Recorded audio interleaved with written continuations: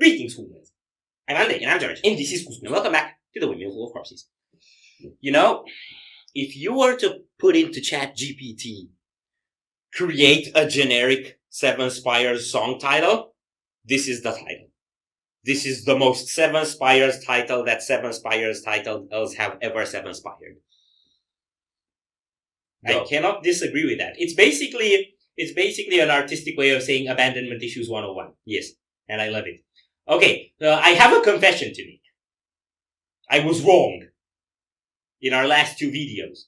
Because on Gods of Debauchery, on the previous album, they essentially closed the story that's been going on for 3 albums. I thought they were going to pull out of that story and do something else.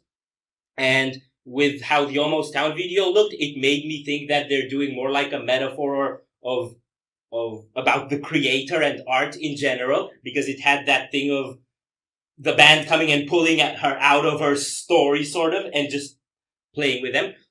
So that's what I rolled with for the last two videos. I was wrong. I couldn't have been more dead wrong. I went over the lyrics to Architect of Creation. It absolutely is a backstory to the creation of the Cabaret of Dreams. This album is going to be situated between Emerald Seas and Solveig story-wise. So for those who don't know, Cabaret of Dreams is the location of the storyline for the Solveig album, which is their debut, but it's the second in the story, in which Emerald Seas is chapter 1. And this is going to be in between. And it actually makes sense, because in the lore it's mentioned that there's hundreds of years of Solveig being trapped lonely on that island there, and they're not explored at all, so it's great for more world building. Solveig is the protagonist. Shut up. People gotta know! You could have said this after the video. Now we're 2 minutes in. Hit it. I mean, no.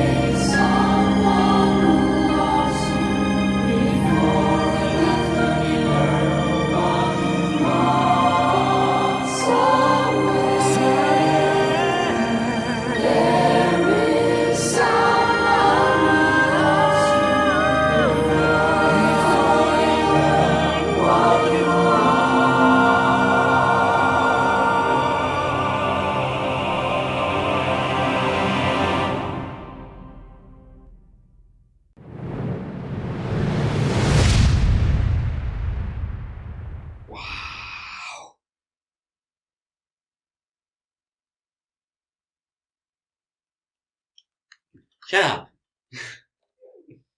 You don't get to do that. They just did. They did. Okay, one thing I know is that when Spires decide to go for the jugular when it comes to feels, they're gonna make your tears cry. And this is a very good example of that, despite it not exactly being a ballad. Yeah. The way the melodies and everything are written, it might as well be one. But it's also a black metal song. Yeah. And that's such a good mix, because it brings together the pain and anguish and, I guess, heartfelt confession you would have in a ballad, and it mixes it in with that cold, like, isolating feeling, whatever you call it, of a black metal song that's so raw and punishing in a way. It's like all that old hurt, but it's buried beneath.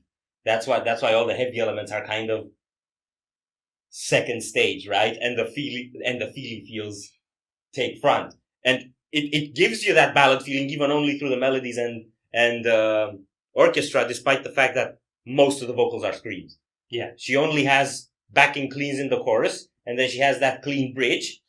You can think of it as backing cleans, or you can think of it as a clean chorus with backing screams. They're kind of leveled in volume. I don't feel like one of them is coming forward more than I felt like the scream was coming forward more. That might be because you were already focused on the scream from the verse. Yes. Wow. And the video is very expressive of it too, because she's roaming alone. Well, she's still in the fortress, right? Yeah. It's a fortress called Hope. And it's a fortress that's pretty much decayed in this video. Yeah. So this is the last song on the album. This is the album closer. Which, unless they're planning to leave more space for lore building, means it would have to end along where Solveig album begins. Mm-hmm. Right? And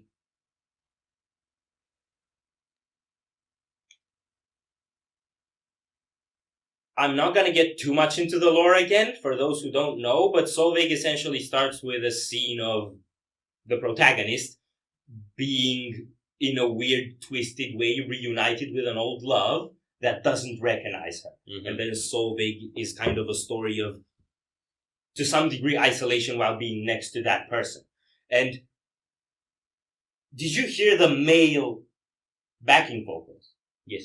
I think those might be Pete, the bassist, because he's doing vocals now as well. And I think what they might symbolize is when this character, this lost love, approaches, and it's setting the stage for Solveig to begin. But that's a speculation. Mm-hmm. So that would be really cool if that was what it meant. He's the lore guy. Yes. Also, I don't like love stories, except for this one. He also likes to say, I'm not gonna get too much into the lore before getting too much into the lore. Look, if I was gonna get too much into the lore, I'd still be talking and it was gonna go for another 10 minutes. Ah, please don't. Lore nerds out there, I want to hear you in the comments tell him he's wrong. Exploring lore is a beautiful thing. Especially when a band builds a world over 4 fucking albums. The blast beat section felt like it almost had a Pirates of the Caribbean orchestral aesthetic going on that, and I've never heard that overlap with a blast beat. That was also really fucking epic. And my god, the bridge section with the acoustic guitar and then bleeding into that solo, that got me teary-eyed. That was so good. I hope it doesn't show. He doesn't like feelings. No, I don't. He wants to be dead inside. I do. Like couscous. He's dead outside! Yeah, as long as, no matter how much you try to be dead inside, you'll always live in his shadow. Because as long as I'm slim, he's gonna have to live in my shadow. Yeah. Because he knows as long as I'm shady, he's gonna have to live in my shadow. That's quoting Killshot. No, it's as long as I'm shady, he's gonna have to live in my shadow. Yeah. That's Killshot, which is Eminem's diss to Machine Gun Kelly. And it's completely out of context with this song, and that's why he did it. I did. I can't wait for this album. I don't have anything else to say now. Oh yeah, one more thing. The build-up at the end.